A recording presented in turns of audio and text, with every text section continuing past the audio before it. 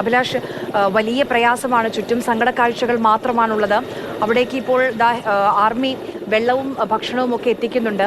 എത്ര പേരെങ്കിലും അവിടെ ഇപ്പോൾ തെരച്ചിൽ എങ്ങനെയാണ് മുന്നോട്ട് പോകുന്നത്?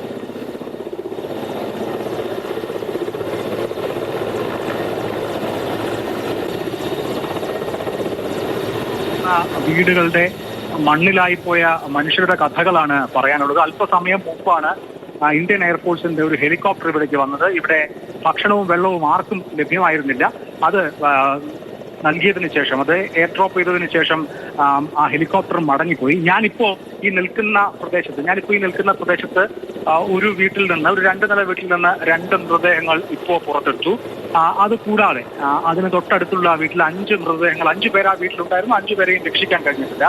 ആ 5 പേരുടെ മൃതദേഹം കൂടി അവിടെ നിന്ന് തെരച്ചിലിന്റെ ഭാഗമായി കണ്ടെടുക്കാൻ പോവുകയാണ്. അതിനുള്ള ശ്രമങ്ങൾ ഇപ്പോൾ നടക്കുകയാണ്. നേരത്തെ നമ്മൾ ഒരു വീട്ടിൽ നടത്തിയ സെർച്ചിന്റെ കാര്യം കഴിഞ്ഞ തവണ ഞാൻ റിപ്പോർട്ട് ചെയ്ത് പറഞ്ഞിരുന്നല്ലോ. ആ വീട്ടിൽ ആരുമില്ല എന്ന് സ്ഥിരീകരിക്കപ്പെട്ടു കഴിഞ്ഞിരിക്കുന്നു. നേരത്തെ സ്നിഫർ ഡോഗ്സ് നൽകിയ സൂചന അനുസരിച്ചായിരുന്നു അവിടെ തെരഞ്ഞത്. പക്ഷെ അവിടെ ആരുമില്ല എന്ന കാര്യം സ്ഥിരീകരിക്കപ്പെട്ടിട്ടുണ്ട്.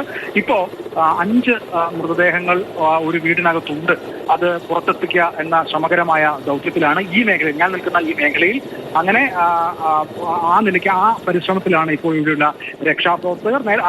ആദ്യഘട്ടത്തിൽ സന്നദ്ധ സംഘടനകളുടെ രക്ഷാപ്രവർത്തകരായിരുന്നു. ഇപ്പോ സൈന്യത്തിന്റെ ഭാഗമായ, അതുപോലെ NDRFിന്റെയും അതുപോലെ തന്നെ ആർമിയുടെയും ഭാഗമായ രക്ഷാപ്രവർത്തകരും സജീവമായി പങ്കെടുക്കുന്നുണ്ട്. ഗ്യാസ് കട്ടറുകൾ ഉപയോഗിച്ച് ചുവരുകളും മറ്റുമൊക്കെ പൊളിച്ചാണ് ഇപ്പോൾ രക്ഷാപ്രവർത്തനം നടത്തിക്കൊണ്ടിരിക്കുന്നത്. ഇനി ഈ മേഖലയിൽ ഇവിടെ നിന്നുള്ള, നേരത്തെ ഇവിടെ പഞ്ചായത്ത് മെമ്പറായിരുന്ന അബ്ദുൽ കലാം, അദ്ദേഹം പറഞ്ഞത് ഇനി ഇവിടെ നിന്ന് 7 മൃതദേഹങ്ങൾ കിട്ടാനുണ്ട്. അതായത് 7 പേരുടെ വിവരമൊന്നുമില്ല, 7 പേർ മണ്ണിനടിയിലായിട്ടുണ്ട്, അവരെ കിട്ടാനുണ്ട് എന്ന വിവരമാണ് പറഞ്ഞത്.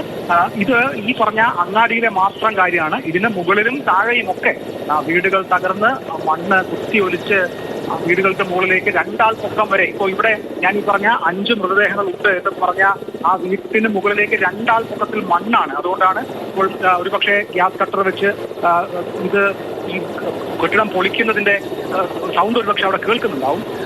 ആ പ്രവർത്തനം നടന്നുകൊണ്ടിരിക്കുകയാണ്. എന്തായാലും നമുക്ക് കേരളം കണ്ട ഏറ്റവും വലിയ ദുരന്തം എന്ന് ഈ ദുരന്തത്തെ വിശേഷിപ്പിക്കാം. അത്രയും ദയനീയമായ, ദാരുണമായ കാഴ്ചകളാണ്. ചെറിയ തോതിൽ മഴയുണ്ട്. മഴ കനക്കുകയാണെങ്കിൽ രക്ഷാപ്രവർത്തനം വീണ്ടും പ്രതിസന്ധിയിലാകും. മാത്രമല്ല, മുണ്ടക്കൈ ഒരു അപകട സാധ്യതാ മേഖലയാണ്. മുൻപും ഉരുൾപൊട്ടൽ നടന്നിട്ടുള്ള മേഖലയാണ്.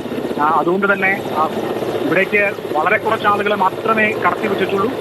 അത്യാവശ്യം സന്നദ്ധ സേവകരെ മാത്രമേ കടത്തിവിട്ടിട്ടുള്ളൂ. മറ്റാരെയും ഇങ്ങോട്ട് കടത്തിവിട്ടിട്ടില്ല. മാധ്യമപ്രവർത്തകരും സേനാംഗങ്ങളും സന്നദ്ധ പ്രവർത്തകരും മാത്രമേ ഇവിടെയുള്ളൂ. പക്ഷെ മഴ കനക്കുകയാണ് എങ്കിൽ ഇത്രയധികം ആളുകൾക്ക് ഇവിടെ നിൽക്കാൻ കഴിയുന്ന സാഹചര്യം ഉണ്ടാവില്ല. സ്വാഭാവികമായും അവർക്കും, അതായത് ഇപ്പോൾ ഉള്ള സന്നദ്ധ പ്രവർത്തകർ കൂടി മടങ്ങേണ്ടി വരുന്ന സാഹചര്യം ഉണ്ടാവും. ഞാനിപ്പോൾ സംസാരിച്ചുകൊണ്ടിരിക്കുന്ന സമയത്ത് മഴയുണ്ട്. വളരെ ഹെവി ആയിട്ടുള്ള റെയിനല്ല, പക്ഷേ മഴയുണ്ട്. ഇപ്പോൾ ഇവിടുത്തെ രക്ഷാപ്രവർത്തകരെ സംബന്ധിച്ച് ഈ സൈന്യം ഒട്ടെത്തിച്ചു നൽകി എന്ന ഒരു ആശ്വാസമാണ് ഉള്ളത്. ഇപ്പോഴും തെരച്ചിൽ തുടർന്നുകൊണ്ടിരിക്കുകയാണ്. ശരി, അഭിലാഷ് മോഹനാണ് മുണ്ടക്കയിൽ നിന്നുള്ള വിവരങ്ങൾ നൽകിയത്. അവിടെ 2 മൃതദേഹങ്ങൾ അല്പസമയം മുൻപ് കണ്ടെത്തി. മറ്റ് 5 മൃതദേഹങ്ങൾ, അല്ലെങ്കിൽ 5 മനുഷ്യർ കുടുങ്ങിക്കിടക്കുന്നുണ്ട് എന്ന് വിശ്വസിക്കുന്ന വീടിപ്പോൾ ഗ്യാസ് കട്ടർ ഉപയോഗിച്ച് പൊളിക്കാനുള്ള ശ്രമം നടന്നുകൊണ്ടിരിക്കുകയാണ്. നേരത്തെ സ്നിഫർ ഡോഗ് ഒരു പക്ഷേ ആളുണ്ടായേക്കാം എന്ന് പറഞ്ഞ ഒരു സൂചന നൽകി പരിശോധിച്ചുവെങ്കിലും അവിടെ നിന്ന് ഒരാളെയും കണ്ടെത്താൻ കഴിഞ്ഞില്ല. ഏറ്റവും ആശ്വാസം അവിടെയുള്ള രക്ഷാപ്രവർത്തകർക്കും അതോടൊപ്പം തന്നെ ഈ രക്ഷിച്ച മനുഷ്യർക്കും ആശ്വാസമായി ഇന്ത്യൻ ആർമിയുടെ ഹെലികോപ്റ്ററിൽ ഭക്ഷണവും വെള്ളവും എത്തിക്കുന്നുണ്ട് എന്നുള്ളതാണ്.